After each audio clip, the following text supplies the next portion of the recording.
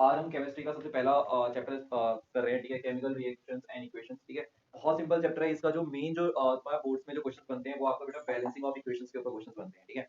तो सबसे पहले स्टार्ट करते हैं तुम्हारा मैटर से, ठीक है। मैटर क्या होता है? मैटर कोई भी ऐसी चीज होती है जिसके पास अपना खुद का जो होता है मास होता है और वो कोई भी एक स्पेस ऑक्युपाई कर रहा है, ठीक है। हमारे सराउंडिंग में कोई भी एक स्पेस ऑक्युपाई कर रहा होता है, वो होता है मैटर, ठीक है। ये तुमने ये पढ़ रखी होंगी। अब देखो मैटर जो होते हैं ना, हमारे आसपास जो मेटल्स होते हैं, जो केमिकल्स होते हैं, बेसिकली केमिकल्स जो होते हैं कंटिन्यूअसली कुछ ना कुछ चेंजेस जो होते हैं करते रहते हैं। किसी के अंदर जो होता है और फिजिकल चेंजेस हो जाते हैं और ये केमिकल चेंजेस हो जाते हैं, और इसमें पढ़ा होगा, ठीक है। कोई बता सकता है फिजिकल चेंजेस क्या होते हैं? क्या बेटा, बहुत धीरे आवाज है तुम्हारी। ओके, जिसमें न्यू सब्सटेंस फॉर्म नहीं होता। और केमिकल चेंजेस में न्यू सब्सटेंस फॉर्म होता है। और कोई?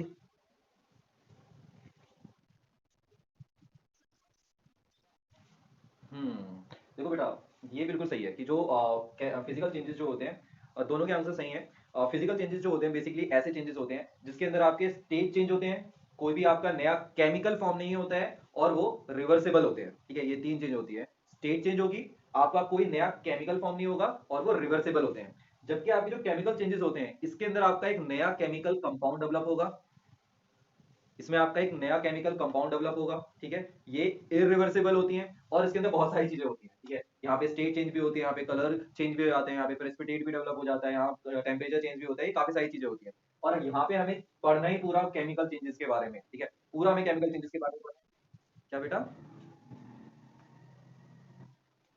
ठीक है।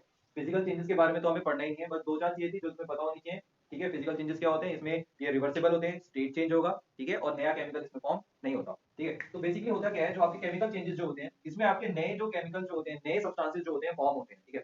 होता क्या है, इसमें होते हैं रिएक्टेंट्स और प्रोडक्ट्स, ठीक है। रिएक्टेंट होते हैं दो कोई भी सब्सटेंस, वो आपस में जो होंगे अटैच होंगे, ठीक है। और वहां पे रीअरेंजमेंट होता है एटम्स का, ठीक है। ये यहाँ पे जब हम इक्वेशंस करेंगे ना तब मैं समझाऊंगा कि क्या होता है रीअरेंजमेंट ऑफ एटम्स। यहाँ पे एटम्स का रीअरेंजमेंट होता है और उससे एक नया केमिकल सब्सटेंस होता है बन जाता है। जैसे लेट से एक एग्जांपल ले लेते हैं, नॉर्मल एग्जांपल है, तो कार्बन जो है बेटा ऑक्सीजन के साथ जो होगा रिएक्ट करेगा और यहाँ पे डेवलपमेंट हो जाता है CO2 का, ठीक है। तो ये क्या है, यहाँ पे रीअरेंजमेंट हुआ है कहीं ना कहीं, एक तरीके से जो है एटम्स का जो होता है रीअरेंजमेंट होता है, ये पूरा अच्छे से भी और समझेंगे, ठीक है। तो बेसिकली यहाँ पे क्या होता है, यहाँ पे केमिकल जो एटम्स होंगे वो अपने आप को रीअरेंज करेंगे और एक नया जो है आपका एक नया सब्सटेंस केमिकल सब्सटेंस जो है वहां पे प्रोड्यूस कर देते हैं।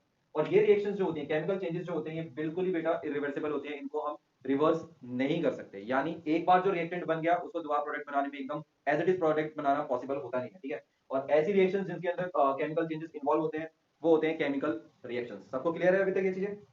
ये सब पुरानी चीजें हैं जो तुमने इससे पहले वाली क्लासेस वगैरह में पढ़ रखी होंगी, ठीक है। अब देखो केमिकल रिएक्शंस बेटा दो टाइप की होती हैं, एक होती है एक्सोथर्मिक रिएक्शंस और एक होती है एंडोथर्मिक रिएक्शंस। होता क्या है, ये जो जब रीअरेंजमेंट होता है ना बेटा, रीअरेंजमेंट के टाइम पे एटम्स जो होते हैं उनके बीच का जो बॉन्ड होता है वो टूटता है और कुछ नए बॉन्ड जो होते हैं फॉर्म होते हैं, ठीक है।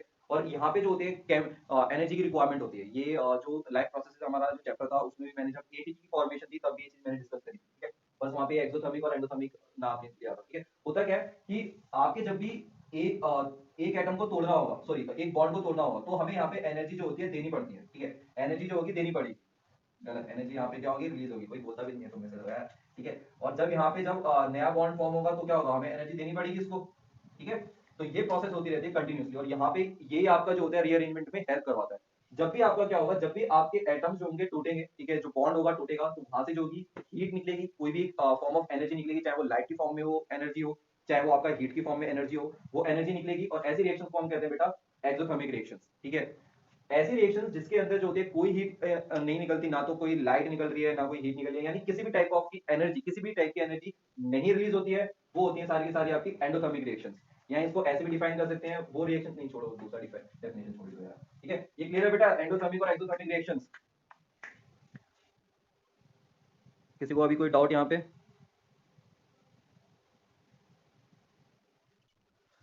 तनुल, तनुल ये बताना बेटा एक्सोथर्मिक रिएक्शंस कौन सी होती हैं? तनुल गायब। ओके, ठीक है। अब देखो केमिकल रिएक्शंस जो यहाँ पे हम पढ़ रहे थे, ठीक है, इनके पास कुछ कैरेक्टरिस्टिक चीजें होती हैं, ठीक है। जैसे अभी शिवांश ने बताया था कि ये रिवर्सिबल होती है, यहाँ पे स्टेट चेंज होता है, ठीक है। देखो और भी चीजें होती हैं, जैसे स्टेट चेंज होता है, यहाँ पे कलर चेंज भी होता है, यहाँ पे गैसेस निकलती हैं, यहाँ पे टेम्परेचर चेंज होता है, यहाँ पे प्रेसिपिटेट फॉर्म होता है। और ये हर एक रिएक्शन का जो होता है कुछ कुछ अलग होता है। कुछ कुछ रिएक्शंस के अंदर, कुछ कुछ केमिकल रिएक्शंस ऐसी होती है जिनके अंदर आपका कंप्लीटली स्टेट चेंज हो जाएगा। कुछ ऐसी होती है जिनके अंदर स्टेट चेंज नहीं होता, सिर्फ कलर चेंज होता है। कुछ ऐसी होती है जिनके अंदर इन दोनों में से कुछ नहीं होगा, सिर्फ सिर्फ गैस निकलती है। कुछ ऐसी होती है जिसमें सिर्फ आपका टेम्परेचर चेंज होता है, यानी एक्सोथर्मिक या एंडोथर्मिक रिएक्शंस होती है। और कुछ ऐसी होती है जिसमें आपका प्रेसिपिटेट फॉर्म होता है, प्रेसिपिटेट फॉर्म हो जाएगा, ठीक है। स्टेट चेंज में क्या होगा? स्टेट चेंज का सबसे अच्छा एग्जांपल है तुम्हारा बेटा जब मैग्नीशियम रिबन होता है, ठीक है। जब मैग्नीशियम रिबन को हम जलाते हैं, ठीक है, तो होता क्या है, वो मैग्नीशियम रिबन जो होता है, लाइट उसमें से काफी ज्यादा लाइट निकलती है और फिर जो होता है पाउडर फॉर्म में कन्वर्ट हो जाता है। तो वो क्या है? केमिकल चेंज है, ठीक है। पता है उसे केमिकल चेंज क्यों कहते हैं? क्योंकि जो पाउडर डेवलप हुआ है ना बेटा, जो पाउडर निकल के आया है, वो पाउडर जो होता है उसका केमिकल नेचर अलग होता है। वो होता है मैग्नीशियम ऑक्साइड, MgO, ठीक है। जब उस मैग्नीशियम रिबन को हम जलाते हैं, ठीक है, तो वो पाउडर फॉर्म में चेंज हो जाता है और जो पाउडर जो बना है उसका जो केमिकल नेचर होता है वो बिल्कुल अलग होता है, ठीक है। वो मैग्नीशियम ऑक्साइड में कन्वर्ट हो गया, एक नया केमिकल डेवलप हो गया। तो यहाँ पे क्या हो गया? स्टेट चेंज हो गया और ये क्या है? केमिकल रिएक्शन में आता है। कलर चेंज में आता है बेटा तुम्हारा रस्टिंग। रस्टिंग के अंदर अगर आप देखते हो, रस्ट जो होता है ब्राउन कलर का होता है, ठीक है। रस्ट एक ब्राउन कलर का सब्सटेंस होता है, ठीक है। और उसमें क्या होता है? किसी भी एक मेटल के ऊपर लगेगा और उस मेटल के अंदर जो होता है वो कलर चेंजेस कर देता है, येलोइश ब्राउनिश टेक्सचर जो होता है लेके आता है, ठीक है। तो ये भी क्या है? ये भी एक केमिकल रिएक्शन में आता है। गैस निकलना, कोई भी आप एसिड और बेस, एक एसिड को और एक बेस को जब हम मिलाते हैं, ठीक है, तो क्या होगा? उसमें से गैस निकलती है और वो गैस जो होती है प्रीडोमिनेटली हाइड्रोजन गैस होती है, ठीक है। मैक्सिमम टाइम पे जब भी कोई मेटल रिएक्ट कर रहा है किसी एसिड के साथ या फिर एसिड और बेसिस रिएक्ट करते हैं तो हाइड्रोजन गैस ही निकलती है, ठीक है। दूसरा है टेम्परेचर चेंज। टेम्परेचर चेंज के बारे में हमने देखा है कि एक्सोथर्मिक होते हैं या फिर कुछ रिएक्शंस एंडोथर्मिक होगी। एक्सोथर्मिक रिएक्शंस ऐसी होती हैं जिसमें जो होती है हीट निकलती है। एंडोथर्मिक रिएक्शंस होती हैं उनके अंदर कोई हीट नहीं निकलती, बल्कि उनके अंदर हमें खुद से जो होती है हीट देनी पड़ जाती है, ठीक है। प्रेसिपिटेट फॉर्मेशन हो जाता है किसी किसी के अंदर, जो होगा व्हाइट कंपाउंड डेवलप हो जाता है, ठीक है। अब केमिकल इक्वेशंस क्या होती है? जितने भी जो आप केमिकल रिएक्शंस पढ़ रहे हो ना बेटा, जितनी भी जो आप केमिकल रिएक्शंस हमने पढ़ी है, ठीक है, इनको जो होते हैं सिंबॉलिक फॉर्म में जो होता है रिप्रेजेंटेशन करना, ठीक है, सिंबल्स की फॉर्म में रिप्रेजेंटेशन करना, वही होता है बेटा केमिकल इक्वेशन। जैसे ये है, ठीक है, जब आयरन जो होगा वाटर के साथ रिएक्ट करेगा, ठीक है, तो यहाँ पे Fe3O4 बनाएगा और यहाँ से जो है ऑक्सीजन हाइड्रोजन गैस जो है इवॉल्व हो जाएगी, ठीक है। और ये जो रिप्रेजेंटेशन होता है, यही रिप्रेजेंटेशन होता है आपका केमिकल इक्वेशन, ठीक है। अब होता क्या है? क्वेश्चन यहाँ से बनते हैं, यहाँ तक अब तक तुम्हारा कुछ नहीं है, बहुत बेसिक चीजें कभी कभार पूछ लिया, थोड़ा बहुत तो पूछ लिया। क्वेश्चन बनेंगे बेटा यहाँ से, क्वेश्चन आपके बनते ही बोर्ड में यहाँ से हैं, ठीक है। केमिकल इक्वेशन से क्वेश्चन निकलना स्टार्ट होते हैं और कभी कभार एक आध नंबर में तुमसे कैरेक्टरिस्टिक्स पूछ ली जाती है, या फिर एक कोई भी एक रिएक्शन दे देंगे और उसको पूछ लेते हैं कि वो एक केमिकल चेंज है या वो एक फिजिकल चेंज है, ऐसे पूछ लेते हैं। अच्छा, बर्निंग ऑफ कैंडल, वो एक केमिकल चेंज है या फिजिकल चेंज है? दोनों है, दोनों कैसे है?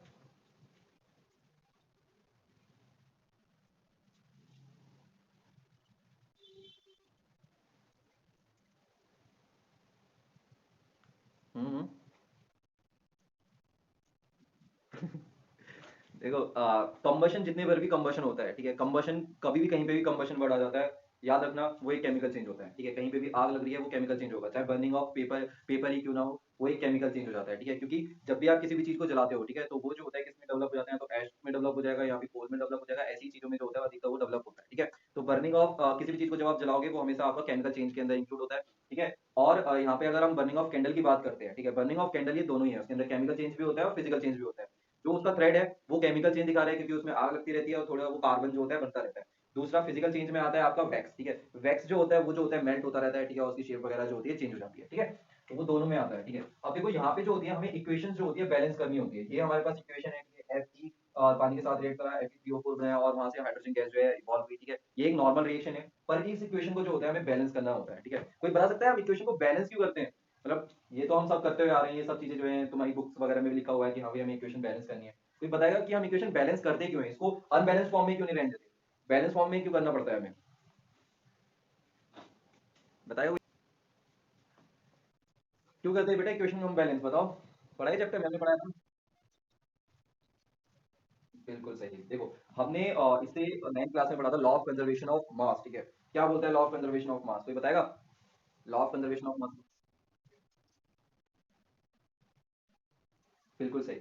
मतलब basically law of conservation of mass बोलता है बेटा, जो रिएक्टेंट्स होते हैं और उनका जो प्रोडक्ट होता है, रिएक्टेंट्स और जो प्रोडक्ट वाली जो साइड होती है, इनका जो मास होता है वो हमेशा इक्वल होना चाहिए, ठीक है। Law of conservation of mass वो कहता है मास can neither be created nor be destroyed, ठीक है, काइंड ऑफ ऐसी एनर्जी वाला ही टाइप है, ठीक है। जितना मास बेटा यहाँ पे होगा उतना ही मास जो होगा बेटा वो यहाँ पे भी होगा, कोई मास जो होगा चेंज नहीं होता, ठीक है। अगर आप इस इक्वेशन को देखोगे ना, इस इक्वेशन के अंदर ये चीज जो है बेटा सही नहीं है। यहाँ पे law of conservation of mass जो है वो लग ही नहीं रहा, क्योंकि यहाँ पे सिर्फ आयरन कितना है, यहाँ पे आयरन है 3 और यहाँ सॉरी सिंगल आयरन एटम दिखा रखा है और यहाँ पे 3 आयरन एटम दिखा रखे हैं, तो डेफिनेटली यहाँ पे तो आयरन का मास जो है ज्यादा निकल के आ रहा है, ठीक है। तो यहाँ पे जो है law of conservation of mass follow नहीं होगा, ठीक है। तो इसलिए जो होता है इक्वेशन को हम जो है बैलेंस करते हैं, जिससे होगा क्या, आपका law of conservation of mass जो होगा वो वैलिड करवाएंगे हम, ठीक है। यहाँ पे देखो आयरन के जो है यहाँ पे 3 एटम है, यहाँ पे भी आयरन के 3 एटम है, बैलेंस हो गया। यहाँ पे हाइड्रोजन कितने हैं, 8 है, यहाँ पे हाइड्रोजन 8 है, बैलेंस हो गया। यहाँ पे ऑक्सीजन 4 है, यहाँ पे भी ऑक्सीजन 4 है, ये बैलेंस हो गया, ठीक है। तो यहाँ पे इसलिए करते हैं जिससे हमारा law of conservation of mass जो है वो वैलिड हो जाए, ठीक है। और बेटा क्वेश्चन यहीं से निकल के आएंगे,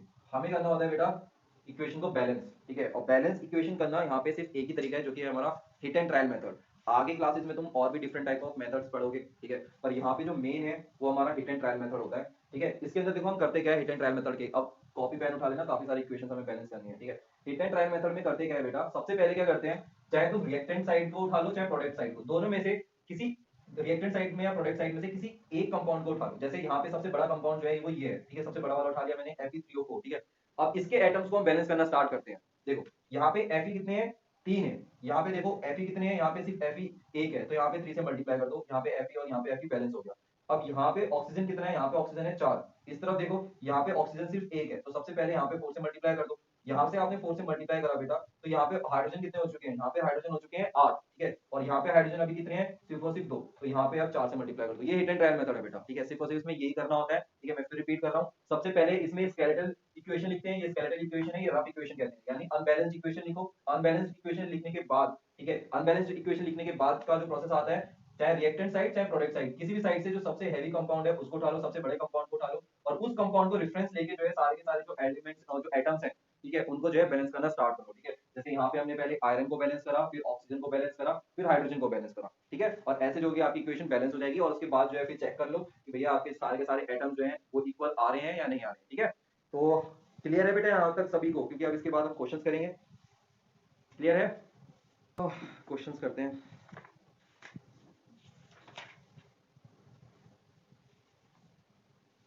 देखो एक क्वेश्चन लिखो, combustion of methane in oxygen to form carbon dioxide and water.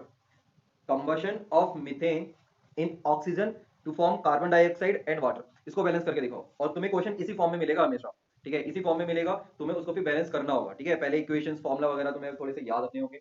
ये combustion of methane in oxygen to form carbon dioxide and water, क्या था तुम्हारा कंबशन ऑफ मीथेन, ठीक है। मीथेन क्या होती है, CH4 प्लस ऑक्सीजन, ठीक है, और इसने क्या दिया है आपका कार्बन डाइऑक्साइड एंड, और भी कुछ बता रखा था, कार्बन डाइऑक्साइड एंड वाटर, ठीक है।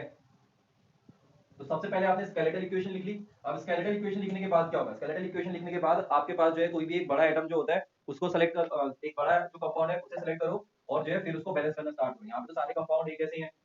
मैं कार्बन से मीथेन से स्टार्ट करता हूँ, ठीक है। तो मीथेन में यहाँ पे क्या है, यहाँ पे एक कार्बन है, यहाँ पे भी एक कार्बन है, बैलेंस करने की रिक्वायरमेंट है। यहाँ पे 4 हाइड्रोजन, वहां पे है सिर्फ 2 हाइड्रोजन, ठीक है। तो यहाँ पे लग जाएगा बेटा 2। अब यहाँ पे हाइड्रोजन बैलेंस हो चुके हैं। अब यहाँ पे देखो ऑक्सीजन कितने हो गए हैं, यहाँ पे 2 ऑक्सीजन हो गए हैं, और 2 यहाँ पे 4 ऑक्सीजन, यहाँ पे 2 ऑक्सीजन है, और यहाँ पे लग गया 2, ठीक है। ये हो गया आपकी इक्वेशन बैलेंस। समझ में आया बेटा, विनी और रश्मि नहीं आया क्या,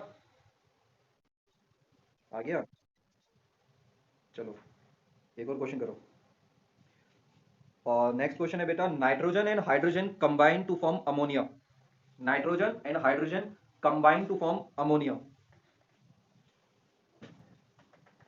देखो सबसे पहले skeletal, nitrogen and hydrogen combine to give ammonia, ठीक है।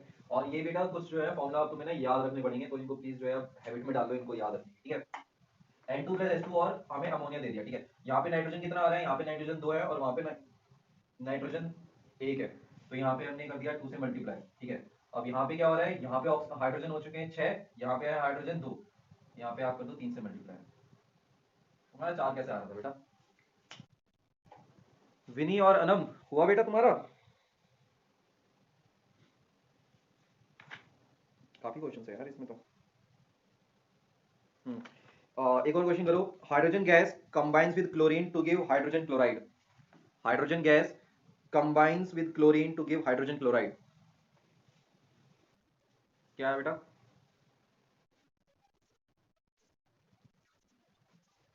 ठीक है। ये तो सबका हो जाना चाहिए था, बहुत सिंपल था। बेटा तनु तुम भी कुछ जवाब दोगे नहीं दोगे, या सिर्फ म्यूट ही रहोगे आज, ओके। प्लस में देखो इक्वेशन आपकी जो स्केलेटल इक्वेशन है बेटा वो ये है H2 Cl2 और ये आएगा आपका HCl। ठीक है।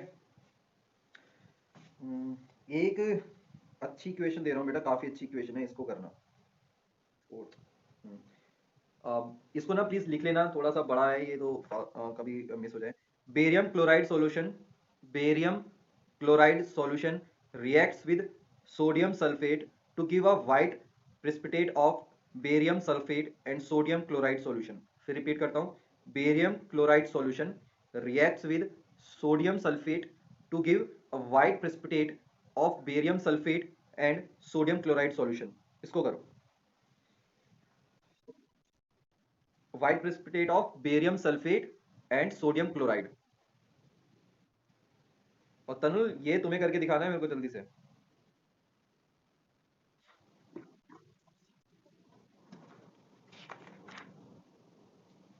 Barium chloride solution reacts with sodium sulfate to give a white precipitate of barium sulfate and sodium chloride। क्या क्या क्या आ रहा है आंसर? हम्म,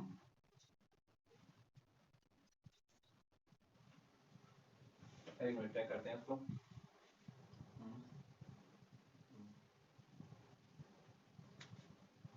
2 4 4 ऑक्सीजन 2 2। ये ठीक है। और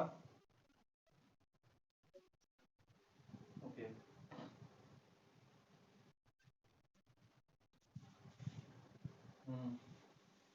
देखते हैं इसको।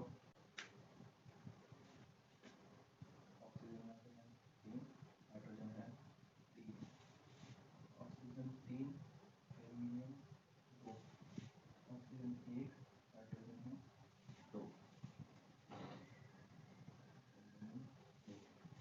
ठीक है। क्या हुआ है यहाँ पे? तो कहीं ना कहीं इसको क्या हो जाएगा?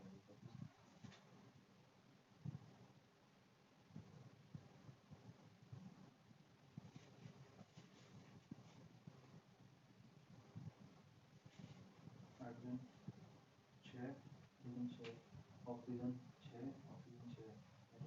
ठीक है बेटे। हम्म,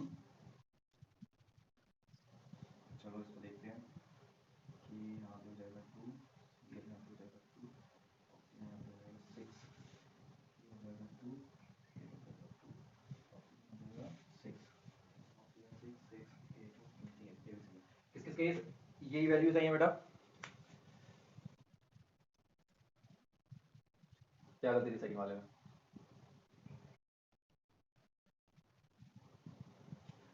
ये क्या यहाँ पे? अच्छा। और रश्मि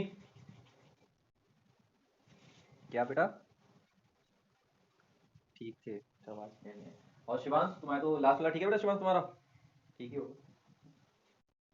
चलो ठीक है। देखो बैलेंसिंग यही है, इस टाइप की बैलेंसिंग आती है। ठीक है, या तो तुम्हें एक नंबर में इस टाइप से दे देगा कि तुम्हें नॉर्मल दे दिया और इसको बैलेंस करना है। ठीक है, और थोड़ा सा अगर उसे एडवांस वर्जन करना है तो तुम्हें एक इक्वेशन मतलब तुम्हें लैंग्वेज फॉर्म में दे देगा, और उस लैंग्वेज फॉर्म को तुम्हें पहले स्केलेटल एक इक्वेशन लिखनी होगी, यानी अनबैलेंस्ड इक्वेशन लिखनी होगी, और फिर उसे बैलेंस करना होगा। ठीक है, और ये होता है बेटा हिट एंड ट्रायल मेथड। ठीक है, और भी मेथड्स हैं जो तुम अपर क्लासेस में पढ़ोगे। ठीक है, जो आयनिक रिएक्शंस है उनका बैलेंसिंग स्ट्रक्चर थोड़ा सा अलग होता है, और भी डिफरेंट टाइप ऑफ चीजें वो हम आगे जाके पढ़ेंगे। ठीक है, तो ये हमारा बैलेंसिंग का पोर्शन तो बेटा यहीं पे है। ठीक है, और तो देखो इक्वेशन जो होती है, कोई भी एक केमिकल इक्वेशन है। ठीक है, तो डेफिनेटली कोई भी केमिकल इक्वेशन कुछ बता भी रही होगी हमें। ठीक है, तो हर एक केमिकल इक्वेशन जो होती है कुछ चीजें बता रही होती है। सबसे पहला, ये जो केमिकल इक्वेशन है, याद रखना बैलेंस केमिकल इक्वेशन की बता रहा हूँ। बैलेंस केमिकल इक्वेशन जो होती है बेटा, हमें थोड़ा सा ये भी बताती है कि कितने नंबर ऑफ मॉलिक्यूल जो है कंज्यूम हो रहे हैं और कितने नंबर ऑफ मॉलिक्यूल जो है नए बन रहे हैं। ठीक है, यहाँ पे देखो नंबर ऑफ मॉलिक्यूल्स कितने थे, यहाँ पे number of total number of molecules है बेटा 3, यहाँ पे टोटल नंबर ऑफ मॉलिक्यूल्स भी है 3, यहाँ पे टोटल नंबर ऑफ मॉलिक्यूल्स है 2, यहाँ पे टोटल नंबर ऑफ मॉलिक्यूल्स है 4। ठीक है, अब देखो खुद सोच के देखना बेटा, थोड़ा सा तुम दिमाग लगाओ कि जब बेटा मॉलिक्यूल्स ज्यादा बढ़ रहे हैं, यहाँ पे 2 मॉलिक्यूल्स थे, यहाँ पे 4 मॉलिक्यूल बन चुके हैं, यहाँ पे 2, यहाँ पे 4 मॉलिक्यूल बन चुके हैं, तो डेफिनेटली जब रिएक्टेंट में 4 मॉलिक्यूल डेवलप हो रहे हैं तो वो उसकी कंसंट्रेशन भी जो है ज्यादा हो रही है। ठीक है, तो यानी रिएक्टेंट ज्यादा बनेगा, इसी कंसंट्रेशन जो होगी ज्यादा हो जाएगी। ठीक है, यहाँ पे देख लो, यहाँ पे कितने मॉलिक्यूल है, यहाँ पे 2 मॉलिक्यूल है, और यहाँ पे टोटल मिला के है आपके पास 5 मॉलिक्यूल। यहाँ पे भी देखो कंसंट्रेशन जो है रिएक्टेंट की ज्यादा है। ठीक है, पर बहुत सारी चीजें जो होती है ना, केमिकल रिएक्शंस बहुत ज्यादा चीजें बताती नहीं है। ठीक है, जैसे सबसे पहले ये जो चाहे तुम्हारा रिएक्टेंट है चाहे तुम्हारा प्रोडक्ट है, उसमें वो ये नहीं बताती कि इनका स्टेट क्या है। एमजी ओ एच होल्ड वाइज का स्टेट क्या है, कुछ नहीं बताती। सीएल एच सी एल का स्टेट क्या है, कुछ नहीं बताती। एमजीसीएल टू का स्टेट क्या है, वो भी कुछ नहीं बताती। ठीक है, स्टेट के बारे में कुछ नहीं बताती। इवन ये एग्जैक्ट कंसंट्रेशन के बारे में नहीं बताती। ये थोड़ा सा आइडिया दे देती है कि हाँ, आपका जो है रिएक्टेंट की तरफ जो है कंसंट्रेशन ज्यादा बढ़ रहा है, ठीक है, और प्रोडक्ट की तरफ जो है सॉरी प्रोडक्ट की तरफ जो है कंसंट्रेशन ज्यादा है, रिएक्टेंट की तरफ कंसंट्रेशन कम है, इतना बता देगी। पर एग्जैक्टली एएलसी एएलओएच एएलओएच होल थ्राइस जो है ये कितना है, कितना Al2O3 बना, कितना H2O बना, एग्जैक्टली कितना बना, उसके बारे में भी कुछ नहीं बताती। दूसरा, बेटा एक टाइम नहीं बताती कि कितना टाइम जो है एक रिएक्शन को कंप्लीट होने में लगा है। ऑब्वियसली बात है, हर एक रिएक्शन को जो होता है एक अलग टाइम लगता है, ठीक है, अलग टाइम लगता है हर एक रिएक्शन को। वो भी ये कुछ नहीं बताती कि एक रिएक्शन कितनी जल्दी जल्दी कंप्लीट हुई है। दूसरा और तीसरा, बेटा कंडीशंस के बारे में कुछ नहीं बताती, ठीक है, कि किस कंडीशन में जो है रिएक्शन हो रही है। जैसे यहाँ पे है ना बेटा, यहाँ पे जो ट्राइंगल बना हुआ है, ये ट्राइंगल बता रहा है कि यहाँ पे हीट दी गई है, ठीक है। अगर मैं यहाँ से इसको हटा दूं तो कुछ भी नहीं पता चलेगा कि ये रिएक्शन एक एक्सोथर्मिक रिएक्शन है या एक एंडोथर्मिक रिएक्शन है, ठीक है। चौथी चीज कि ये भी नहीं बताती कि इसका रेट क्या है। किसी भी रिएक्शन का रेट एक बहुत इंपॉर्टेंट फैक्टर होता है। ये तुम आगे पढ़ोगे केमिकल काइनेटिक्स, एक पूरा 12th क्लास में एक चैप्टर ये केमिकल काइनेटिक्स के ऊपर, केमिस्ट्री में, ठीक है। तो वो तो पूरा रेट के ऊपर है, और रेट जो होता है किसी भी एक रिएक्शन का रेट बहुत इंपॉर्टेंट चीज होती है। केमिकल इक्वेशन उसके बारे में भी कुछ नहीं बताती, ठीक है। तो ये कुछ उसके केमिकल इक्वेशन के डीमेरिट्स है, ठीक है, जो हम काफी चीजें नहीं बता पाती। पर हाँ, इनका हम अलग अलग फॉर्मुले से जो होते हैं हम यूज करते ये चीजें कैलकुलेट कर सकते हैं। आगे हम पढ़ेंगे ये सब चीजें, आगे ये फर्दर क्लास में पढ़ना है, ठीक है। ये हाँ, आज के लिए बेटा यही सब है, आज के लिए इतना ही था, ठीक है। केमिकल इक्वेशंस, और ये आई थिंक 5 दिन के लेक्चर होंगे इसके चैप्टर के, 5 दिन में ये खत्म हो जाएगा, ठीक है। और इस चैप्टर के जो होंगे कुछ क्वेश्चंस हैं वो मैं तुम्हें सेंड कर दूंगा। वही बैलेंसिंग के ऊपर ही क्वेश्चंस है, सिर्फ बैलेंसिंग बैलेंसिंग है और कुछ नहीं है, ठीक है। बैलेंसिंग है वो करेंगे। और कल जो है हमें जो करना है थोड़ा केमिकल इक्वेशंस के इम्प्लीकेशंस हैं, थोड़ा एंडोथर्मिक एक्सोथर्मिक रिएक्शंस के बारे में है, और भी कुछ क्वेश्चंस हैं। क्वेश्चंस काफी हैं, ठीक है। फिर टाइप ऑफ मेन जो है कल जो है जो मेन टॉपिक है वो तुम्हारा है बेटा टाइप ऑफ केमिकल रिएक्शंस जो होती हैं। ये हैं काफी अच्छे, इसके जो है क्वेश्चंस काफी अच्छे आते हैं तुम्हारे, काफी अच्छे, ठीक है। कल जो है हमें बेटा मेनली ये चीजें कंप्लीट करनी है, ठीक है। तो आई होप सबको कुछ समझ में आया हो। जिसको नहीं आया हो प्लीज ग्रुप पे बता देना मेरे को, ठीक है। स्पेशली ये स्कूल के जो बच्चे हैं, ठीक है, विनी और अनम, अगर कुछ ना समझ में आया तो ग्रुप पे बता देना। और मैं ट्राई करूंगा, ये वीडियो मैंने रिकॉर्ड कर लिया है, ये वीडियो मैं यूट्यूब पे भी डाल दूंगा। इन केस अगर तुम्हें यहाँ पे कोई प्रॉब्लम हो, जैसे विजिबिलिटी ढंग से ना हो, ठीक है, तो एक बार ग्रुप यूट्यूब पे भी चेक कर लेना, ठीक है। चलो कल मिलते हैं। और शिवांश बेटा, तुम और तनुल दोनों जो जो क्वेश्चंस है ना बेटा, जो जो क्वेश्चंस हैं इन्हें अभी रखो, ठीक है। आई थिंक परसों कर लेंगे, ठीक है। परसों तुम्हारा एक खत्म हो रहा है ना टाइम, तो परसों सारे क्वेश्चंस जो है तुम्हारे जितने भी जो क्वेश्चंस हैं वो परसों जो है एक साथ सारे के सारे डिस्कस कर लेंगे, वो चाहे 2 घंटे में हो चाहे 3 घंटे में हो, ठीक है शिवांश।